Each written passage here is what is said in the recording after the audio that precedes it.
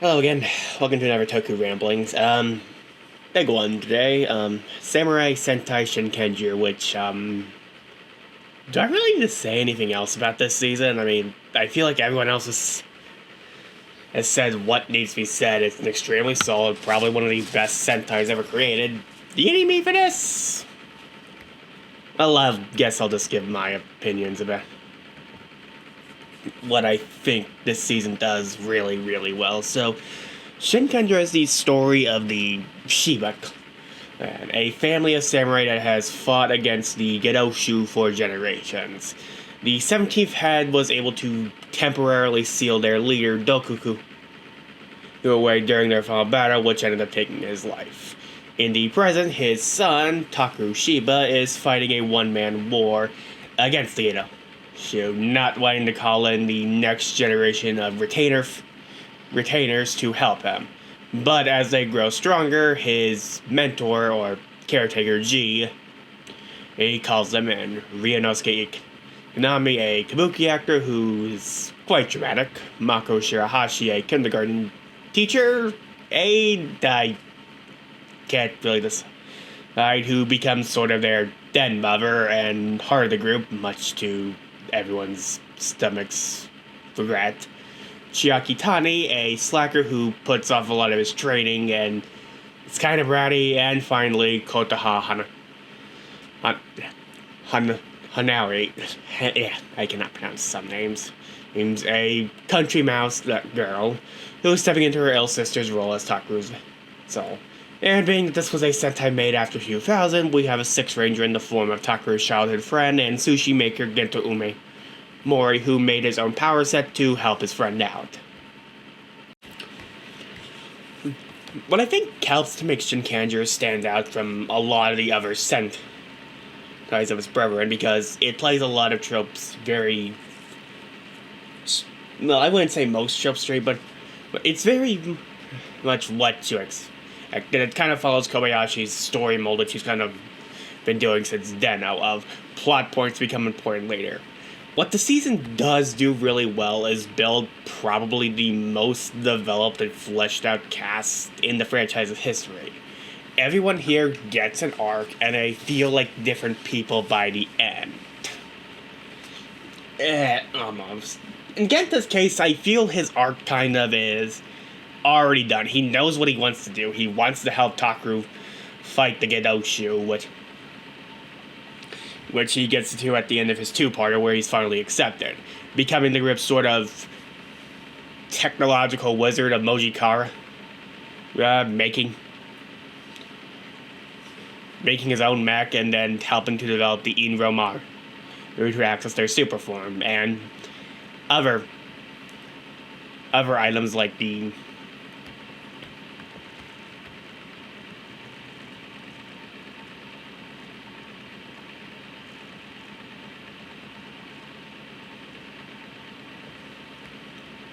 oh, okay.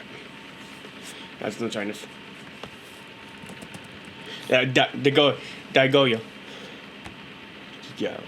He can be a bit too much, depending on how much you enjoy your super zany, like, in-your-face characters.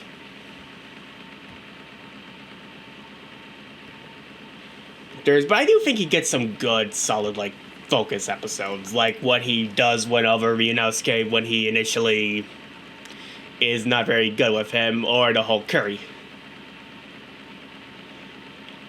thing. Getting to the actual team, Ryunosuke starts the show as a very dedicated to the samurai code kind of person, training whenever he can, and when he feels like he has done something to offend his lord, he seeks punishment. Which basically is somebody comedy early on of just him being overly zealous about things, and Takeru just being like, you can stop doing that. A lot of his arc is just, well, loosening up, becoming less of a zealot to the code.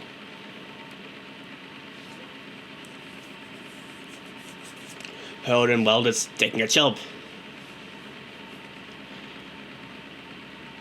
Hell, with his episodes being just like, sometimes you've got to do things that are not the way you're so used to. Though, I guess there is one issue I sort of have with, like, which is ironically the Genta focus episode he gets with him. So, that entire thing is about him learning to accept people who do not technically come from samurai families that can be actual samurai.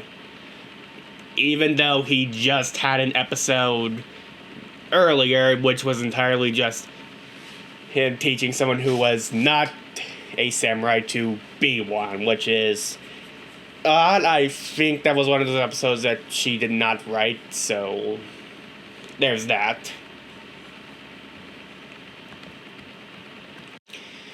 Chiaki is the character who I think gets the most, well, noticeable growth. He starts the series very bratty, very lazy, just not getting along with most of the cast that's not Kotaha or Mako. He's a bit overconfident in his abilities before it's beat into him. And that's sort of a lot of his early focus episodes, is him actually growing stronger or getting the acceptance of the others. Like, when a Noshu proceeds to clone himself to be like him and more or less initially loses the trust of everyone except Taki. Taki only more or less has to realize what's going on. A lot of his later episodes are more showcasing his unique approaches to combat.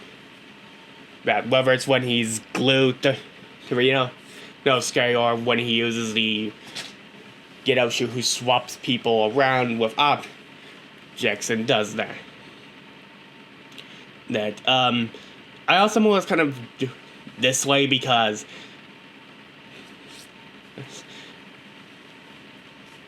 this is sort of where the family episodes kind of are bigger things. Ryunosuke doesn't. I mean, there's the episode where he gets back into contact with his Kabuki theater people, but his father really doesn't play much of a role after this one.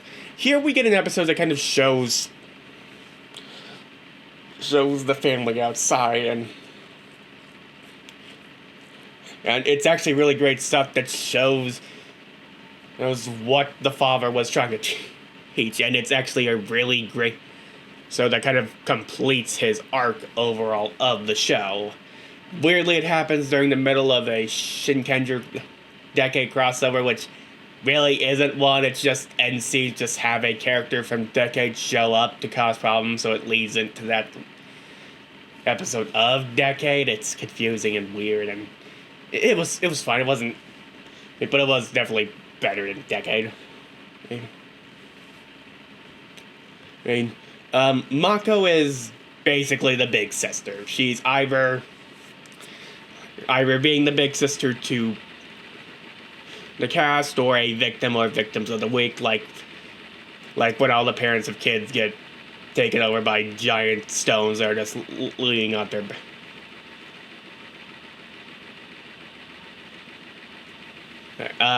her big running gag is that she can't cook to save her life, and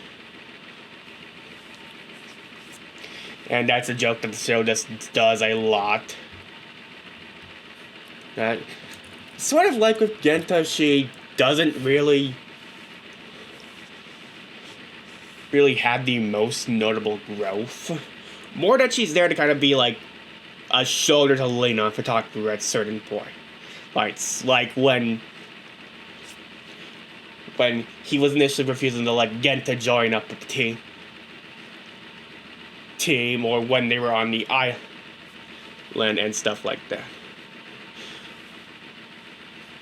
But, like, she understands what this life can do to her because of her parent episode, where we see her mother is basically paralyzed, but she's willing to do it because it's the right thing. It's actually, in my opinion, one of the better parent episodes the season does have going. They're all really good. The two that you get are really good. And it's really solid.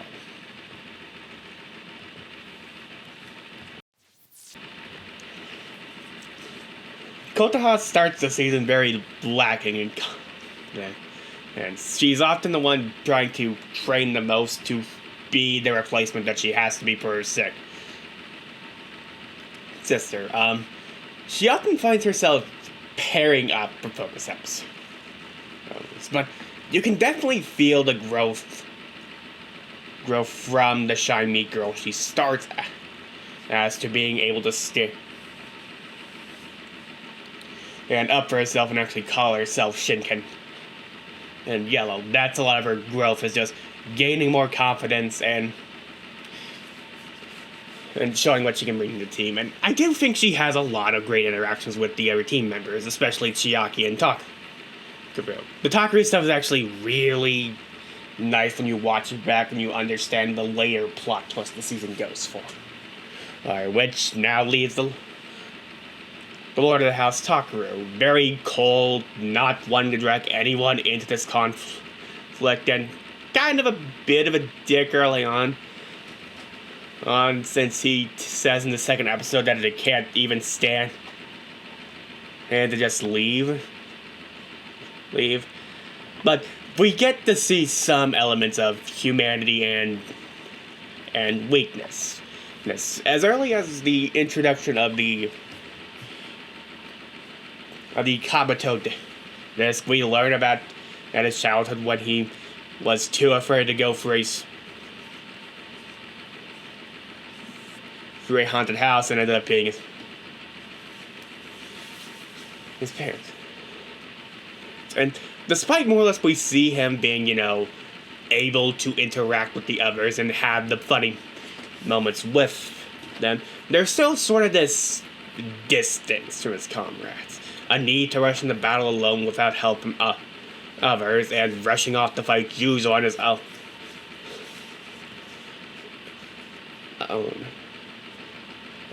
That's the big arc of the show for him. Accepting help from others, even though he believes he doesn't need help because he's a decoy, a shadow meant to hide the truth of the real Shiva.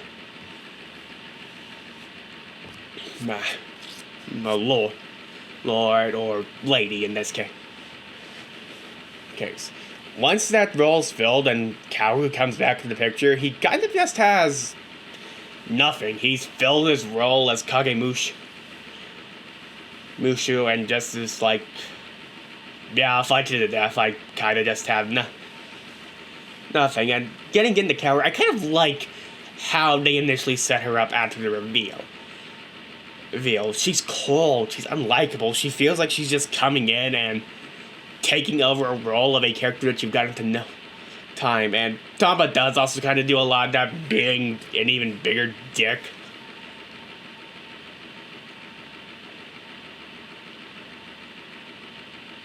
Dick in the morph. She's given her blade by the Kuroko. This is not the Red Ranger we were with on this journey. This is someone who just kind of came along. And I kind of like how the episodes afterwards kind of give her more character beyond just Takeru replacement. He also kind of can't stand Tamba too much, and she is willing to do what is best for the team. The whole adoption thing is kind of weird. How does a child adopt a older teenager? Because she is definitely younger than him. It's a way to get around him not technically being a Shiba, but it's still awkward, weird. It's not awkward, I'd say it's just something that's meant to be funny. But I really do, again, think this is one of the best ensembles Sentai has done at this point. Everyone here feels important. No one feels like they're just there because we need to fill out a color or a specific character archetype. It feels like an actual group of people that we see grow for a year. The only real side character is G, and a few Kuroko kind of have moments, but he offers help and he supports team winning. That I do like the episode he gets where we learn about his life outside of the team and how difficult it is actually to coordinate the Kuroko. The moment where he helps Genta get over his fear of sushi after he's transformed into one in the previous episode is actually kind of an interesting one. he's definitely a solid mentor. And the villains are also solid. They're not the best, but they're still good. The Toku really doesn't do much outside of a few later episodes, spending most of his time drinking sake and listening to music to quell his headaches, which the series does give a good reason. The guy is strong.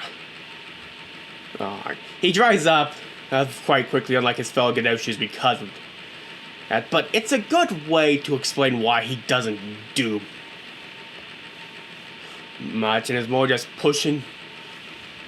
It's more the generals who are pushing the plot along to either stop or help him doing that. Shitari is the initial big planner, sending Gedoshu out to fill the Senzu River with despair.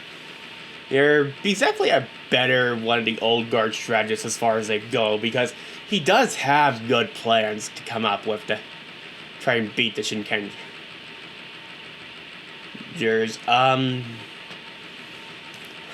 Dayu, I think, kind of has the most missed potential, because they kind of try to set her up as sort of like the evil counterpart to Mako, because she's wanting to be because they both seek love, but hers was a lot more toxic and kind of yandere kind of love, but it doesn't really matter much in the end terms, since she's kind of killed by Dokoku and she gets a few more battles with Maku, but there's not really much of a rivalry there when compared to Juzo, which is probably one of the more interesting villains the season has going for it.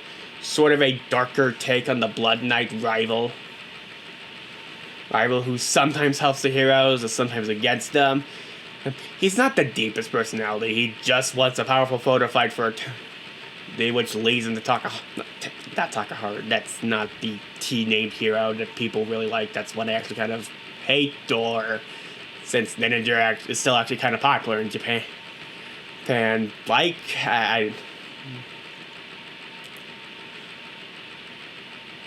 no, which does set up, I think, a better kind of comparison. Juzo ultimately is alone, has no one, and he's been perfectly fine with that for most of his life, since he did kill his own family. We're Takaharu, who has actually grown to have sort of a found family by the end of it. And which helps to pull him away from that darkness, while Juzo just dies in said darkness completely alone. Akamara is probably helps to make things a bit more interesting.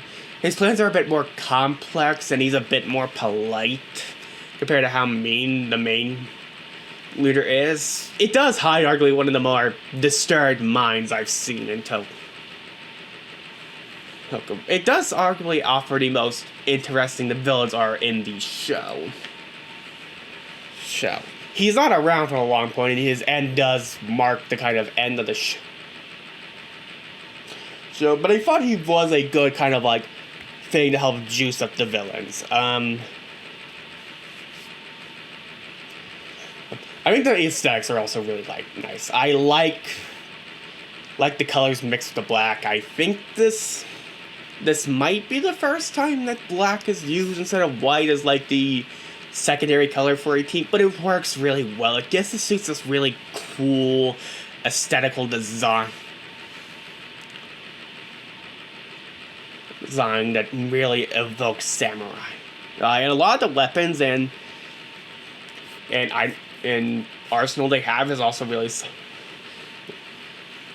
that evokes stuff that samurai would use, or samurai would use plus a fan. And I like the Morpher because it's multifunctional in what it can do. And the Super Form is actually a really nice addition in that only really one person gets to use it at a time, and the white actually really looks good on all of them. It's actually a really nice idea. The hyper form they get from the Kyoryu Maru, I think it's fine. I don't think the red looks as good because Because red is always a more predominant color, and it makes the other color feel like it's sort of lesser, but I really don't see Dino in this. I feel more... I can't believe I'm actually going to see, but like I kind of agree that they change it to a shark in Power.